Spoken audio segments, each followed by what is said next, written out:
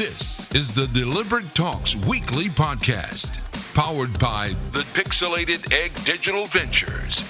Tune in every week to learn something new about digital marketing and entrepreneurship. And now, over to the voice of your host, Dakshin Adyanthaya. Enjoy the show. And welcome back. You have tuned into a brand new episode of the Deliberate Talks podcast. And my name is Dakshin Adyanthaya.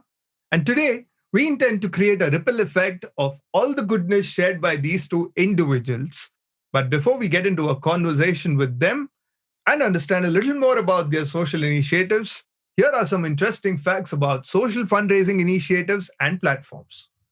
According to fundraiser statistics, 54% of donors worldwide prefer to donate via credit card or debit card, while 11% of them prefer to donate via direct mail or post. 31% of donors worldwide giving to NGOs, nonprofits, and charities are located outside their country of residence. Also, interestingly, 68% of online donors mostly trust email addresses and websites that use .org domain. Also, 18% of donors worldwide have given through Facebook's fundraising tools. And 55% of people who engage with nonprofits on social media end up taking some sort of action. And well, now that we have the platform set, let's get talking to this wonderful couple who's on a mission. On today's show, we have someone who's the managing director of CXM Group in the Dentsu Singapore's leadership team. And we have someone who's an emergency physician at the National University Hospital and has been in the front lines of the fight against COVID-19 in Singapore. Together, this couple has lived and shared the power of social initiatives and have wonderful stories to tell. So let's know more about it from Dr. Dipti Kamath and Prantik Mazumdar. Hello, Dipti. Hello, Prantik. Welcome to the Deliberate Talks podcast. Hello. Thank you. Hey, Dakshin. Hi. Prantik, interestingly, it's been 11 months ago that I recorded you for the very first show. And here we are again talking. That's right. Ek saal ho gaya. But today's episode, we're going to focus on Dipti.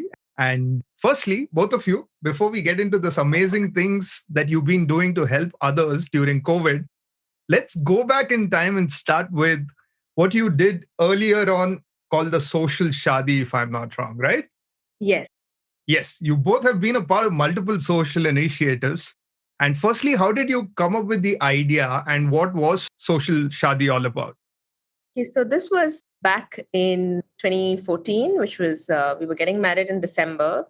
And we realized that we wanted to do something different for our wedding. And even though we do like gifts, we realized, A, it's going to be such a hassle to bring all those gifts back from India to Singapore.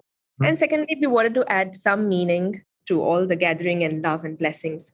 So we decided to take up this initiative in the sense of dollar-to-dollar matching as well. And what we did was we told people that instead of giving us any gifts, any physical gifts, you can choose to contribute to our, more than a fundraiser. It was we're going to support some children for their education or some vocational training.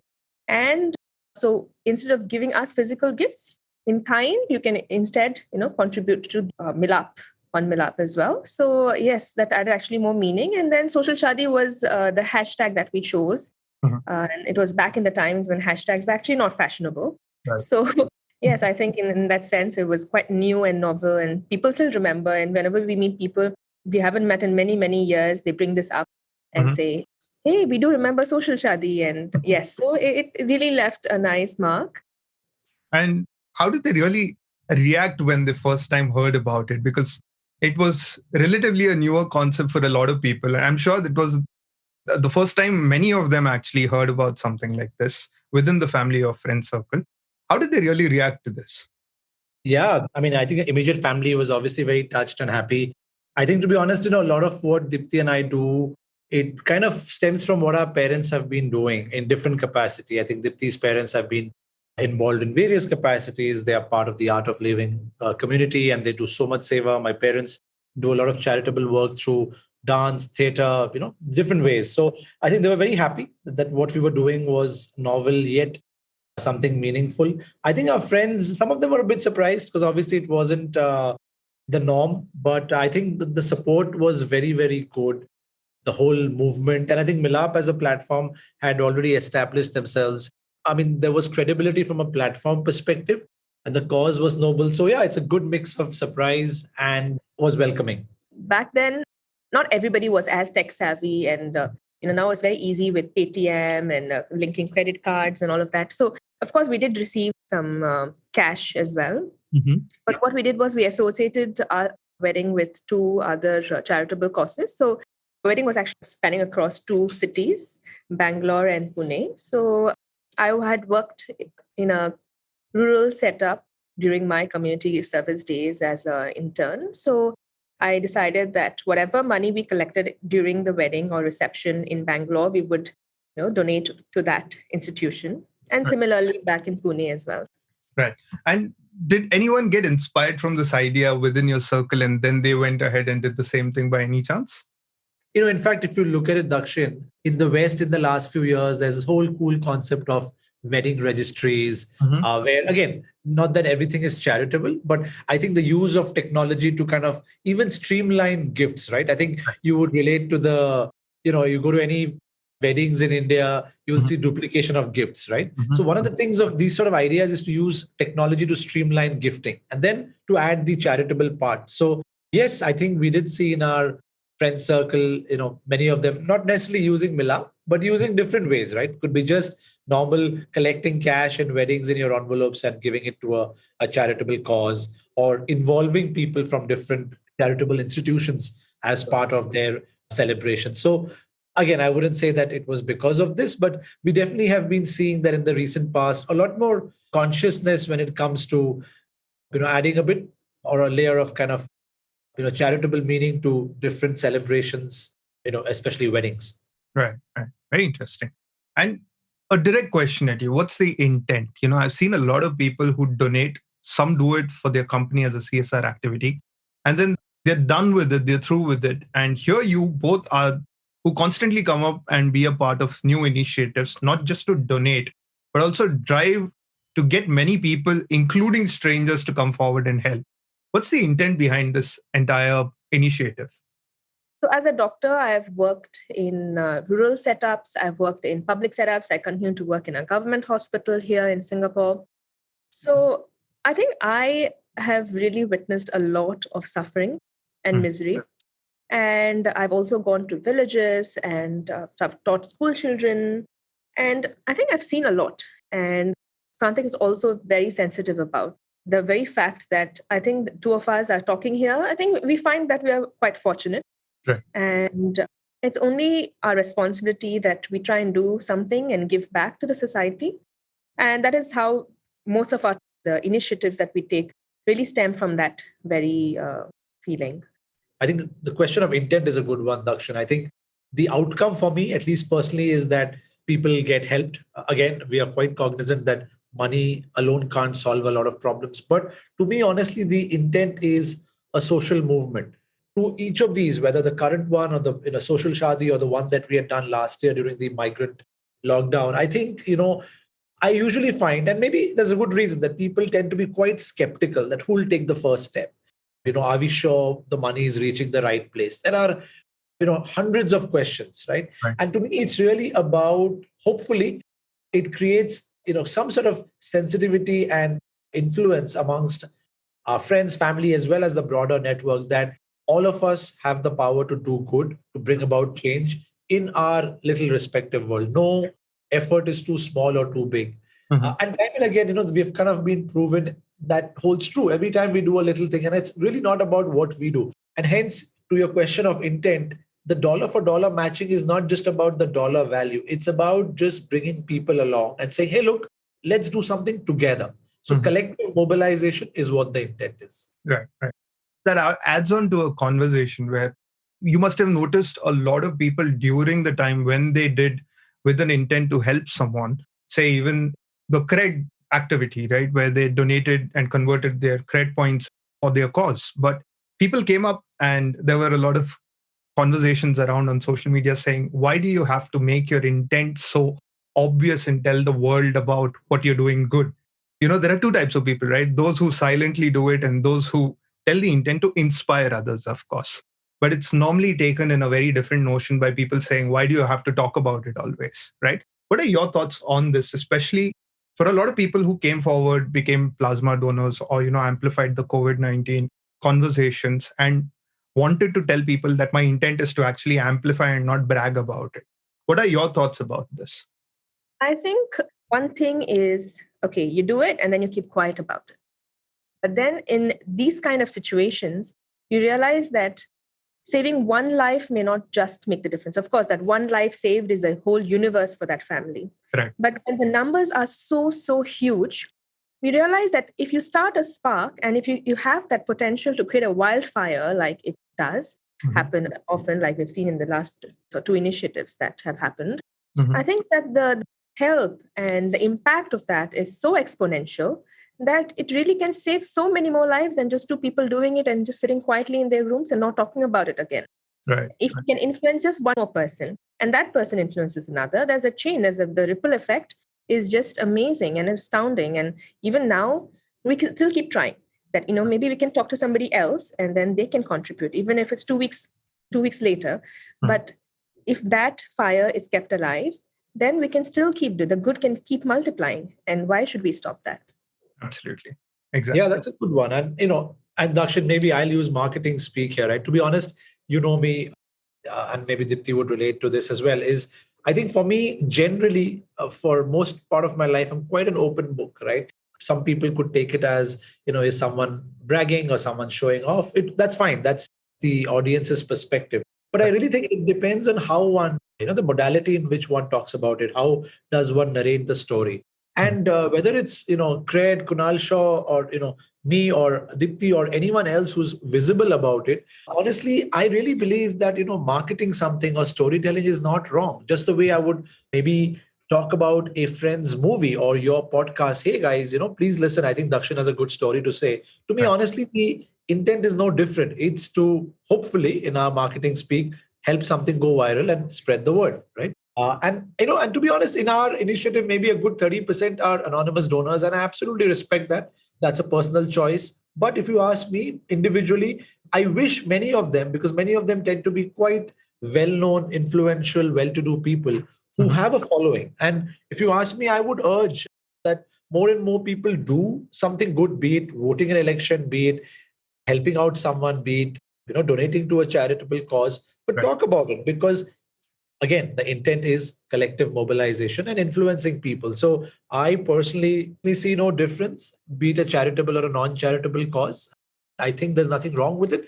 As long as it's done tastefully, I think it's all good. If I may add, I think it also adds credibility. If you keep doing this repeatedly, and then when you talk to your friends about it or your colleagues, and a lot of people have the intent, but some people may not know how to go about it. Yes. And so suddenly we've given them a channel. Hey, guess what? I found this channel and this has worked for me. I trust this channel. And if you're my friend and you probably trust me, then you can try this out. There's some credibility to it. So then people who are, hey, should I share my credit card details, et cetera, suddenly are now open to the idea of doing it because there's some credibility given that trusted friends have used that platform. Yeah, absolutely. And if it's generating a spark, then why not, right? But this concept of dollar to dollar, just as a fundraising concept, is it more effective to raise more funds from your personal experience because you've already done it a couple of times? Do you think that's more effective as a concept of fundraising? Yeah, I think we have done, in our limited capacity, I can tell you when we have done with it or without it, I think the effect definitely is better when there's a dollar for dollar matching. I'll tell you for 2-3 reasons. One is, the reality is Dipti and I would have or could have contributed amount anyways. Right. But what happens is, again, it's just going back to collective mobilization. Every time it creates a nice impetus, a multiplier effect. And it's also, to be honest, as a marketer, it's a good storytelling mechanism. A lot more people are like, oh, wow, you're actually doubling the amount. Oh, wow, you're actually doing this, right? So all of this really, really helps the narrative, right? And I'm a big believer in the narrative, be it marketing a brand, a product, or, even a charitable cause is a brand at the end of the day. So it definitely helps. And my question is, I think we fail to always point fingers at ourselves and ask, what am I doing? How much am I giving? Who am I influencing? So it really, I think Dipti and I are big believers that I think you may have experienced this. I think one of the trigger points of this, or even last year, was WhatsApp debates and conversation that, the government's not doing this. Oh, why are the hospitals doing this? ABC, right? Then you're like, okay, that's great. We can debate about it till the cows come home. But what am I going to do? Mm-hmm. Right. True. And, just getting in deeper about your associations and initiatives. You did an initiative last year for the migrant workers in India as well. Tell me a bit more about that and what did it lead to? Sure. I think that's sometime again a year ago when that unfortunate crisis happened. Obviously, was very, very again sitting far, right? So I think that's the other NRI guilt that we have been living with for a long while. Is again, I'm sure people could criticize saying, you don't live here, you're sitting far. It's easy for you guys to say. So again, I think it starts with, okay, what's the least that we could do? So Dipti and I said, okay, we'll start the crowdfunding dollar for dollar matching campaign on Milap. And what we said is, we'll start with a simple goal of raising about 7 lakh rupees. Mm-hmm. And we were again very, very fortunate that within 7 hours, we surpassed that goal. Right. And, it's beautiful how the movement kind of takes shape, right? Thereafter, what happened was one of Happy Marketers, a designer, Ria, she's a fantastic designer. She came up and said, hey, you know what? It's amazing what you guys are doing. Apart from money, can I kind of design the cover image for you and, contribute that? I was like, of course, money is only one way. So she contributed her art, which she calls the privilege. And then what we did was we said, okay, we'll extend the campaign and we will kind of raise about 20 lakhs. We said, from 7 lakhs, let's move to 20 lakhs. And in 36 hours, we managed to surpass that as well. And again, you see how beautifully different people figure out how they can kind of join forces. So Ria came in with her design. And then another entrepreneur friend of mine, Saurabh Bhattacharya, and his wife, Ujjaini Ghosh, who's a lawyer. Both of them, they came and said, guys, you're doing a great job. Why don't we come in together and add to your dollar for dollar matching? So we all decided our upper limit and we said, okay, we'll do a 1:1:1. So suddenly you see the exponential effect coming in, not just from a dollar value, but also their network, right? So when a Ria is involved or when Saurav and Ujjaini are involved, very likely they will spread the word within their networks who otherwise we may not have been able to tap onto, right? So the goal is really, really to just collectively mobilize people and harness exponential effects. So we were very, very happy that we could do this smoothly on Milap. We had partners like Saurav, Ujjaini, Ria, and we managed to kind of contribute more than 20 lakhs in less than a week by the time the money actually went to the NGOs to help the migrant work. Mm-hmm, mm-hmm. And extending it to this year, I'm going to come into the beautiful story of Help India Breathe campaign. You raised almost 1 crore plus rupees and 900 donors came forward. And what's the backstory for the same? What did this lead to and how were the funds used? Firstly, where did you get this idea from? Tell me the whole story behind making Help India Breathe a very successful campaign. So I think the trigger for this year's campaign has to be the very feeling of helplessness. So I remember sitting together one Saturday evening, and then we were like, the numbers in India are rising and people are finding it difficult to breathe. And, I've been working as a doctor for a few years now, 7, 8 years. And then I realized that never in my career have I ever come across a time where there was a lack of oxygen. And it was so baffling. And we were like, we should do something about it. And just as we've researching about it, we came across some NGOs like Swasth in India and ACT grants as well, which were trying and we were actually trying to get oxygen concentrators, procure them, and then distribute them in India. And we realized that Prantik has an association with Anuj, who is basically a co-founder of Milap as well. So he realized that Milap and Swasth and ACT can actually come together. And hence, we started with, I think, at the time, about 25,000. Then we increased the targets again. So we started with a dollar-to-dollar matching as well. And so one thing led to the other. And then we realized that we had actually tripled our initial target in like 48 hours.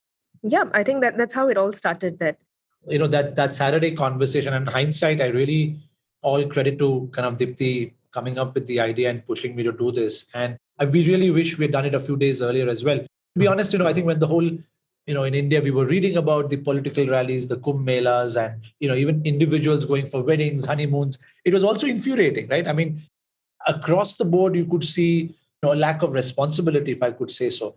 Right. And, everyone kind of taking this lightly. And obviously, having heard stories from Dipti, who's been a frontline worker in Singapore for the last year and a half. Of course, things are obviously much better in Singapore in relative terms to India. But I think seeing that lack of responsibility, seeing just the helplessness of people, obviously within, we were waking up every other day to unfortunate stories of untimely death within our distant family, within our employees and their families and our vendor partners. In fact, one of our vendor partner, a very young guy, passed away in Delhi. And this time also what we realize is even you could be well off, you could have money, you could have access otherwise, but even that isn't helping.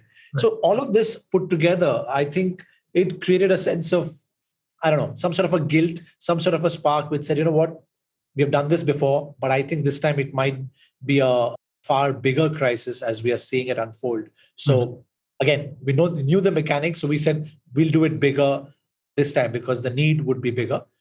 And I think what helped was because I knew Anuj from Milap, through him, I got connected with Swasth Alliance and Mission Oxygen and ACT grants. I was also very inspired, to be honest, that, you know what, if this goes well, we'll be able to kind of share the money from here. But we also wanted to have credible partners on the ground. So more I spoke to Tejasvi from Swasth as well as ACT grants and a couple of folks from Mission Oxygen. I was like, wow, it's amazing what young folks are doing on the ground to procure, deploy, and project manage and quality control different equipment. The least I can do is harness our network and our skills to fundraise. And where did it lead to? Is it still on?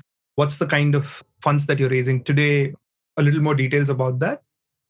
Absolutely. So I think our campaign it's still alive. We've crossed way beyond what we had imagined, and absolutely grateful to friends, family, colleagues, alumni, and tons of strangers. Trust me, there are so many people who have contributed that we don't even know, and we wouldn't have any way to kind of thank them. So if they are somehow listening to this, a big thank you to everyone who's contributed to help India breathe.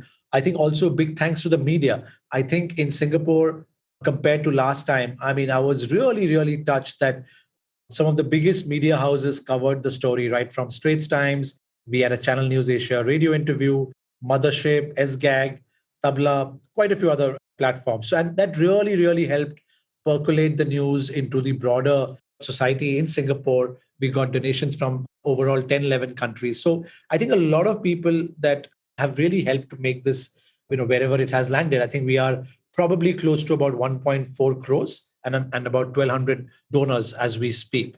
And we intend to keep the campaign going. Of course, the money has been at the back end through Milap, the money has been passed to Swasth and ACT grants. And to your question, they have used this money to procure oxygen concentrators primarily from China, Hong Kong, Taiwan, UK, even Singapore. And then they have a very strong project management team that kind of understands the situation on the ground. Obviously, Delhi was the focus when we started. But again, they take the call in terms of where to deploy, where to distribute. And sometimes, whilst the focus is oxygen concentrator, Swasth would tell us that different hospitals have different requirements. Some may actually need help to set up a oxygen manufacturing plant, or some in the tier 2, tier 3 cities may need something as basic as paracetamol, right? So we're not the experts, to be honest.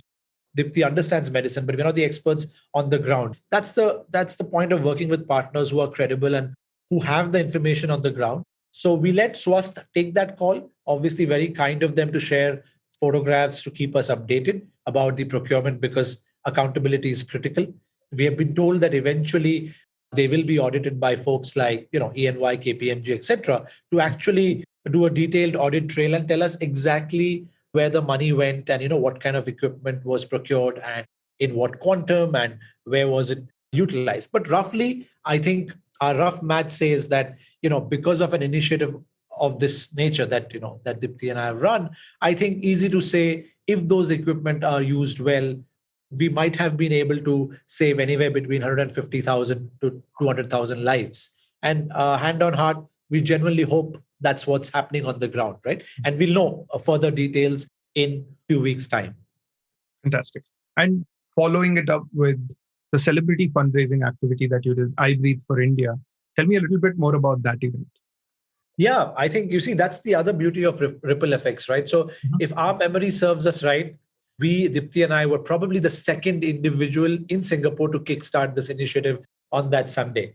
And because it took off so well within the network and community, in 3-4 days' time, a lot of corporates, a lot of industry associations and colleagues reached out and said, hey, this is a very good start. And I think we should do something at a broader organization and company. And I happen to be on the board of TIE Singapore. Now, TIE happens to be one of the largest global network of entrepreneurs and investors globally. And so there's a core team here, Amit, who's the president, Ashish, who's a VC by profession, Rajiv is a private equity person, Siddhi, who's the a director at TIE, and myself, of course, along with the broader charter member community and the board members. We said, you know what, as TIE, we should do something. And so we broke it down into two broad components. There was what we call a retail contribution process, which is very similar to what I was doing in my personal capacity, where TIE members, TIE associates or companies could donate to Milab or giving.sg, which is a equivalent platform, a crowdfunding platform in Singapore, because obviously a lot of Singapore companies may be comfortable donating within Singapore. So there was that part of it, which did quite well. But then Rajiv, Amit, Ashish, they had a brilliant idea. They said, look, we have broader connections. TIE is a global network. We should do something bigger. And through their network, they got in touch with Shamal Wallabji, who's based out of Bombay, is a high-performance coach for various cricket teams, for various Bollywood stars. And he knows Lara Datta quite well.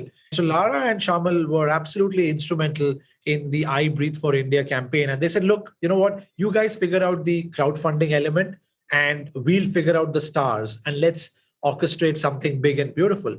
Right. And the other critical piece to this was Give India.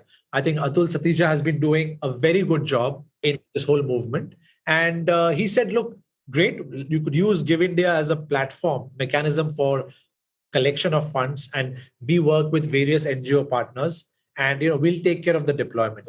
So the initial part of that was really about figuring out how are you going to kickstart this movement. So I think a very critical part of this was to get a seed donor.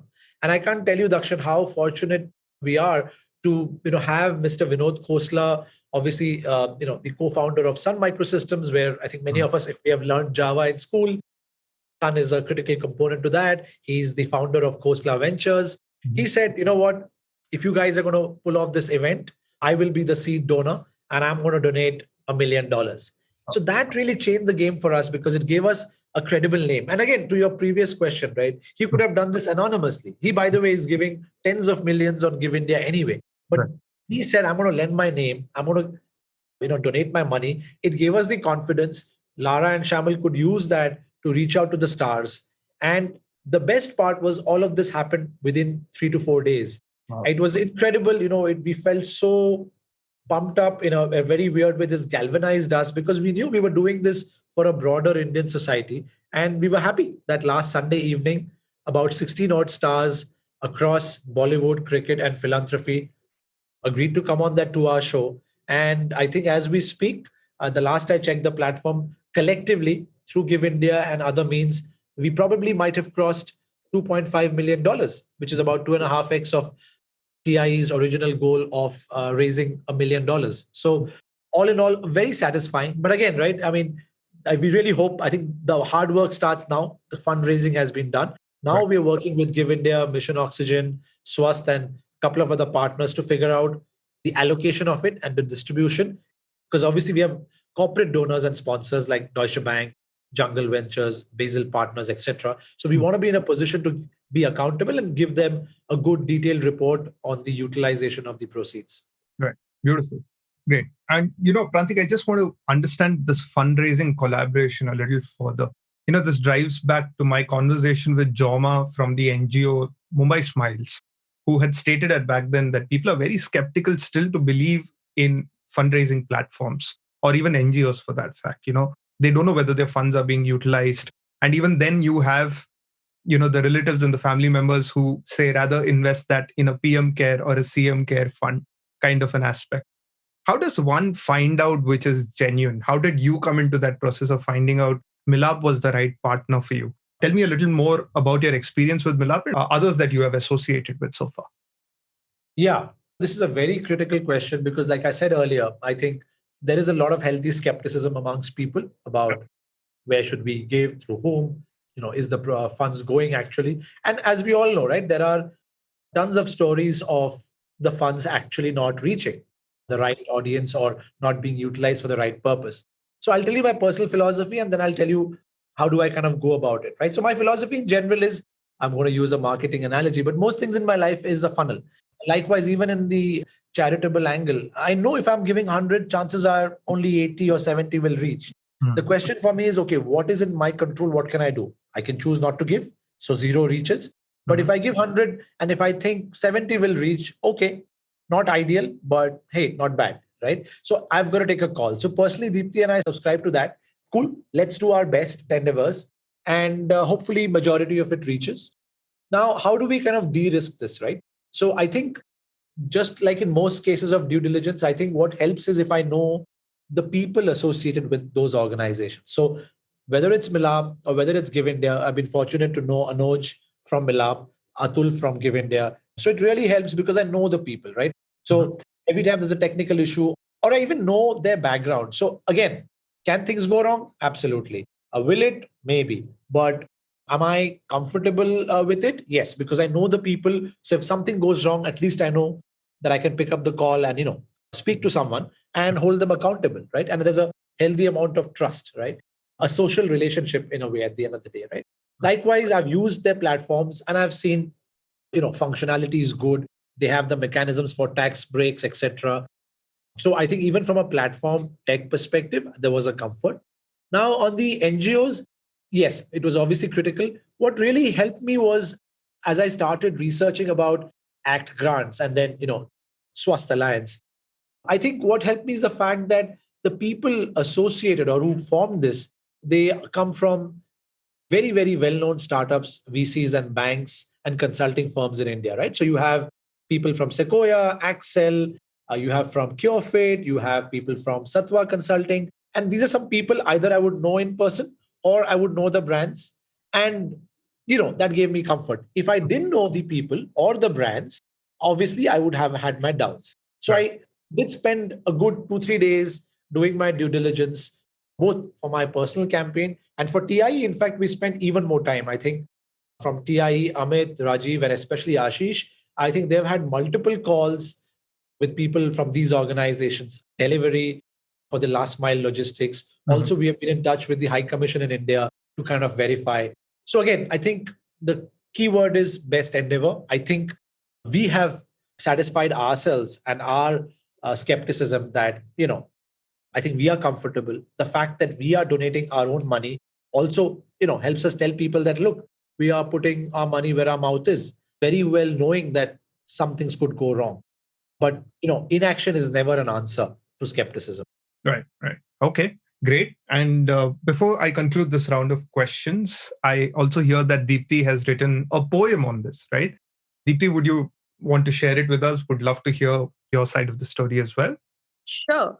Yeah, so I just penned down some words which are actually in Hindi with some English interspersed as well. So yeah, okay, I can read them out to you. Please do. दूर बैठे वो तस्वीरें हमें बेताब कर जाती, सांस के लिए तड़पते देखें हजारों ने आखिरी दिन ऐसे काटे, कहीं बिस्तर, कहीं रेमडेसिविर टोसिलीजुमैब फैबीफ्लू की कमी, कहीं सांस वाली मशीन नहीं, कहीं वैक्सीन भी अवेलेबल नहीं। कोविड का दूसरा वेव कुछ ऐसा आया, दिन प्रतिदिन केसेस बढ़ते गए, देश में जैसा भयंकर भूकंप आया, सबको अंदर से भी हिला डाला। यहां दूर बैठे हमारी रूह भी कांपने लगी, अपने आशिया में बैठे घुटन सी होने लग गई। यहां दूर बैठे हमारी रूह भी कांपने लगी, अपने आशिया में बैठे घुटन सी होने लगी। हमारे परिवार, हमारे दोस्त, मेरे प्रिय डॉक्टर साथी और बेशक्ल अजनबी, उन सब की चिंता सताने लग गई। तो सोच लिया कि कुछ करते हैं, ठान लिया कि तिनका भर ही सही कुछ प्यार बटाते हैं। बूंद बूंद से सागर तो बनेंगे ही, बूंद बूंद से सागर तो बनेंगे ही, क्योंकि उम्मीद पे ये दुनिया कायम है। जो हमारे वश में है उसकी बात करें। एनआरआई है फिर भी स्वदेश हमें प्यारी है। चलो साथ में कोविड के खिलाफ अपने जंग का ऐलान करें। कोविड के खिलाफ अपने जंग का ऐलान करें। Absolutely beautiful, just like the stories, and a very, very well written poem. Thank you so much for that, Dipti. Thank And you. this concludes the first round of questions. And now I'm going to move into a more rapid fire round, a little more candid and a little more lighter note. And these are some quick questions coming at both of you. So, ready for this? Sure. Yeah, Dipti definitely seems ready. Let's All go. right, then. Prantik and Deepti for president. If someone starts this campaign tomorrow, what would you tell them? No, thank you. PM for president. PM for PM, you mean? PM for PM. Uh, have you ever received messages from spam accounts making fake profiles of your friends asking you for money? Not for money, but lots of fake profiles asking for jobs. Oh, that's interesting. Okay, what was the pitch made to Amitabh Bachchan to come on board for your campaign? The pitch was very simple. Sir, just lend us your voice. The world will lend their ears to you. Wow, great. What's the best message or something someone has told you for any of your initiatives that you've done so far? I think the best messages come when they say, great job, how can I help? Something as simple as that. But I think, like I said, Ria, my artist friend from Pune, Tejas, Saurabh, Ujjaini, and Mohit again this time. I think messages like, we've got tons of thank yous and congratulatory notes, which are very heartwarming. But I think it's amazing to get a message saying, we're so glad you started this, but now how can I help? I think for me, the fun part has been to receive. So we've been spreading it through WhatsApp as well, in addition to other social media platforms. And then to receive the same WhatsApp message as a forward to myself, I think that was okay. So we know that, things are moving around. That's beautiful. Right. Did you both lend money to friends during college times? If no, do your college friends now come and remind you of it? Definitely lent, but at the same time, I've definitely borrowed as well. And I get reminded of both. But I think it's been a healthy balance of lending and receiving, depending on the semester or the time of the month. I think even after college, I probably lent. And some I've not received back. So I think I'm probably now tired of asking. Wow. Okay. Who between you two comes up with the ideas for this initiative? Easy, Dipti. So yeah, I'm the brain. Prantik can be the face of it. Okay. What is your next social idea going to be towards? We haven't spent too much thought on it, but there are a few things that we've been talking about. Mhm. Like, for example, Each One Save One has been on our minds, which is essentially training lay people on how to do CPR, which is basically chest compressions, which are crucial in patients with cardiac arrest. And this can be done on any person or you meet on the street. So we've been brainstorming about it. Let's see how that goes. And I think, it's very likely going to be in the domains of health or education. For obvious reasons, Dipti is very passionate about health. And I tell her that, look, I mean, even the genesis of Each One Save One is she being an emergency doctor, she saves, tons of lives every day. But I said, look, if the same skill set could be used to scale up, just like a startup has to, imagine the potential, right? And likewise for education. So some sort of scaling up and a health tech or an education related business for profit. I don't want to do it just from a charitable perspective, but perhaps a social enterprise in either of those domains. Wow. And finally, if you had to thank your contributors via a special message on this show, what would you tell them? I think I would tell them, firstly, thank you for liking, commenting, sharing. Trust me, even a small action like that makes a huge, huge difference.